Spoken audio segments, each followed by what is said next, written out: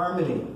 Harmony is, in a sense, the yin-yang, and so that's why I'm putting the icon of the yin-yang, because of those interactions. There are interactions going on. In order to achieve harmony, we need to have interaction. Nothing is for sure. This is an attitude and an expression in Chinese that's very common, and it, in a lot of ways, it expresses the way that people think. And it is something that this concept and this idea is used in ways to save face. It's used in ways to create a sense of openness and not being set in certain ways. And it also can be used as an excuse to get out of certain situations, depending on the context. And then relationship trumps all. Relationship in China is the most important thing to work on. Relationships are the things that will help us to achieve what it is that we're trying to achieve. So these two are basically considering the interaction of things unseen. There's interactions, there's unseen interactions going on here.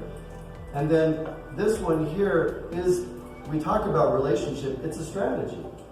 And I don't think we think of relationships as being strategies, but in Asian cultures, relationships are strategies. It's a strategy.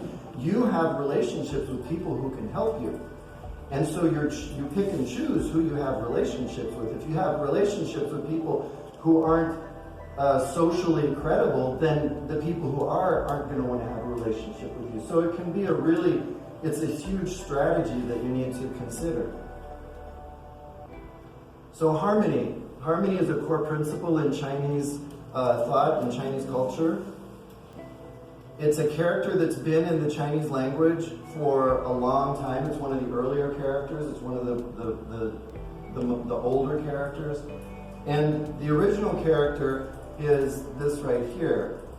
And today it's written like this. So they're bringing two characters in to create it. And today the character for harmony essentially means peace. But its traditional meaning is more in the area of harmony, including peace. A lot of Chinese characters go in very broad ranges in the way they're understood. And so that's also creating that gray area, that nothing is set in stone. So Confucius said,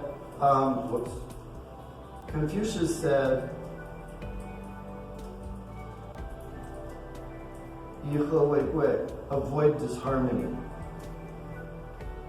It's important to avoid creating disharmony.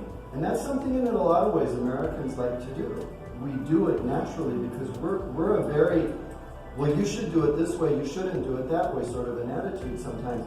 And that becomes magnified when we're in an environment like China, where they don't do that. So when we do, it's that much larger. And so it's very easy for that to be seen as a negative and to create some red flags for the Chinese. So harmony at the core is yin-yang.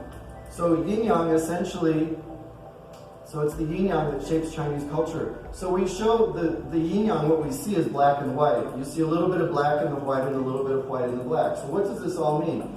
The yin-yang is expressing something that is in constant flux. It's not stuck like that. That's expressing how things are constantly moving, how things are constantly changing. And the red, the black, and in the white, and the white and the black means that there is bits and pieces of the other inside each of them.